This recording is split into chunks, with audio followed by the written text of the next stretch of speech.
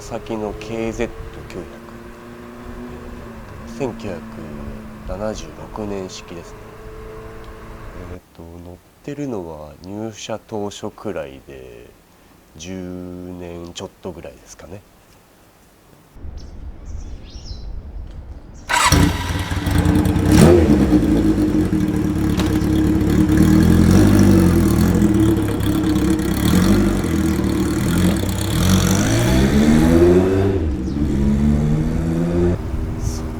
アメリカン好きだったのでハーレー行きたかった気持ちがあったんですけども、Z かっこいいなって思い始めまして、で実際に弟から聞く機会があって集合管の音にかなりやられまして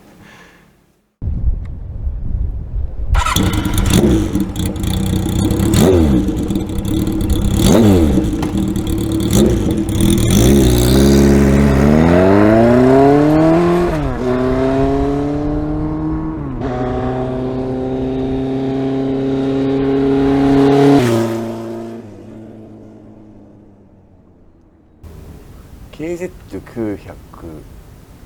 の A4 っていうのに乗ってるんですけど、ヤフオクかなんかちょっと忘れちゃったんですけど LTD ちょっとアメリカンみたいな形のタンクを買って、で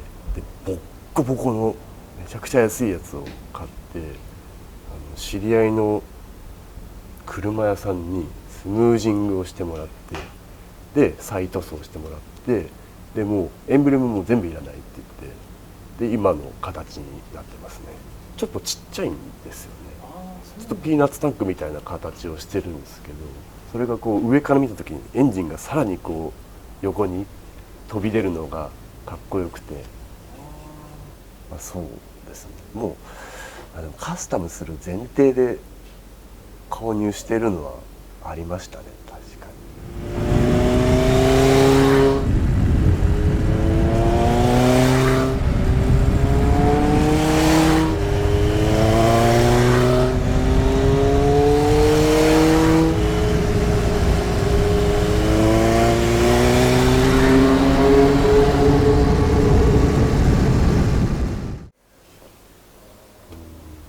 なんか嫁のバイク用とかに KTM の RC390 ちょっとスポーティーなバイクとか買ってみて、で僕通勤用に使ってたんですけども、本当にいいバイクなんですけど、やっぱ Z 乗ってるともうすごいオートバイっていう感じがして、音もそうですし見た目もそうですし、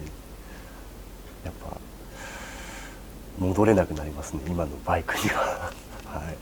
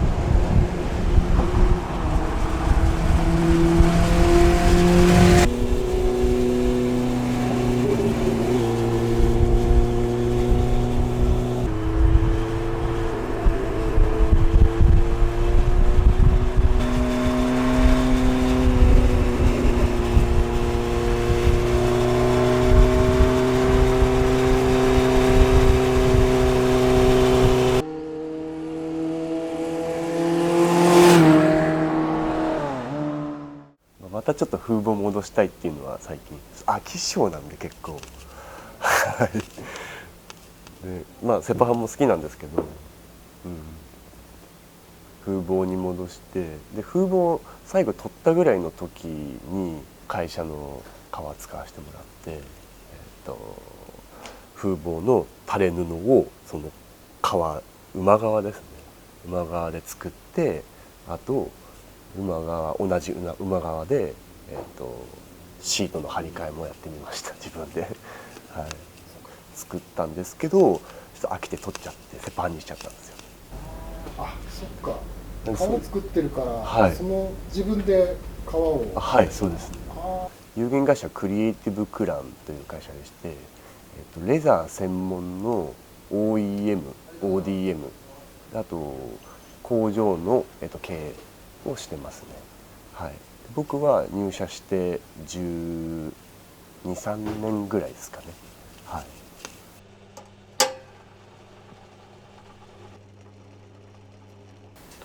会社全体的には基本的には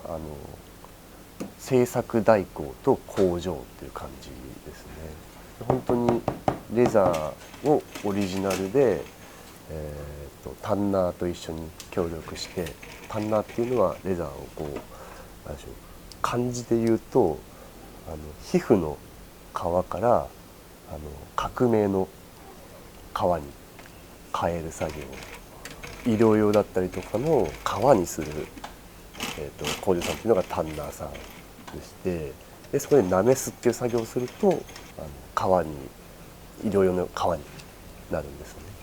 ね。で、そのタンナーさんと一緒にオリジナルのレザーだったりとかを企画生産してまして、で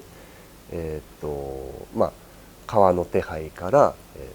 レザーの裁断縫製、検品納品だったりとかの一連の作業を全て請け負ってますね。今はすごくて需要が本当に需要と供給が全然合ってないんですよ今。国内の工場さんだったりとか、不白生地だったりの工場さんも同じだと思うんですけど、すごい高齢化が進んでて跡取りだったりとかがいらっしゃらない工場さんとかも結構多く、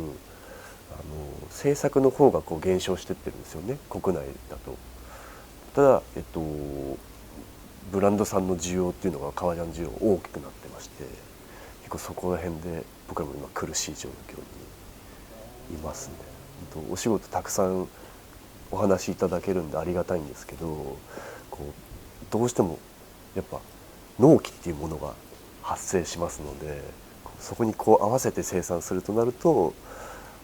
ご迷惑をかけてしまう可能性が今すごい大きいんですよ。なんでちょっともったいないって言ったらあれですけど苦しい状況にいますね。そうですよね。すごい忙しそうですもんね、いつもね。そうなんですよ。はい。今日もだって一日休むのですらちょっと微妙なんですよみたいな。すいませんみたいな感じで、はい、社長に。いやそうする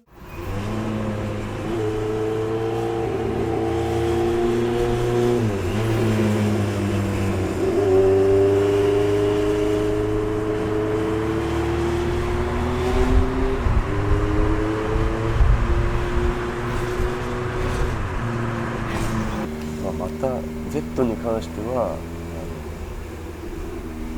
極端かもしれないですけど死ぬまで乗りたいなとは思ってるんですけど、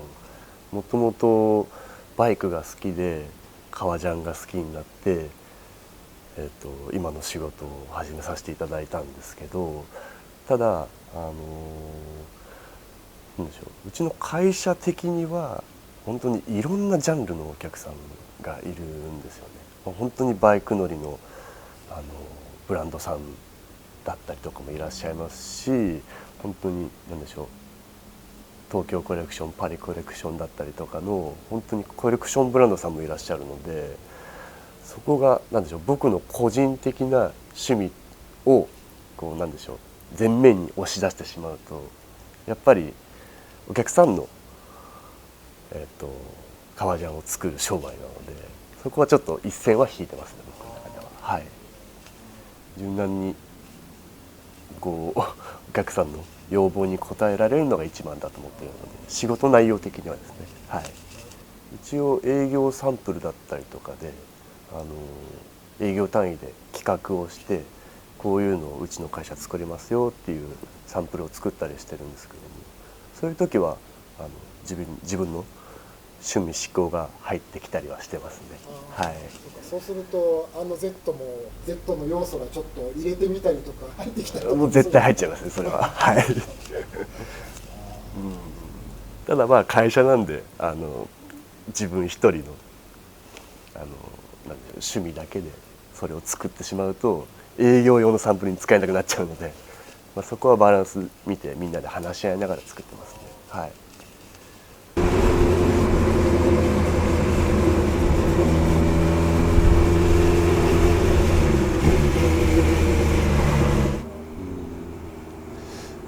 まあ川の話にやっぱりなっちゃうんですけど、どうしても今日本の産業っていうのがちょっと衰退してってる部分があるかなと思うんですよね。いい技術持ってるのにレザーならレザーで僕が携わってる分野で日本の技術だったりとかっていうのをこう世界にこう僕らこんだけできるんだよ、価値を上げていきたいっていうのは正直思いますね。だからもっと視野を広げて、日本の技術素晴らしいから、やっぱ実際今売れてますし、メイドインジャパンが革ジャンに関してですけど、まあ結構需要と供給合ってない部分でそこをちゃんと固めて技術を世界に発信していきたいっていうのは、まあ一番思いますかね。海外には海外の良さだったりとかはもちろんありますね。そこと違った部分でレザーの素材に関しても一個そうですし、縫製の丁寧さだったりとか、お客さんのその意図を汲み取る能力っていうのも日本人そういうのは長けてると思うんですよ。そうですね。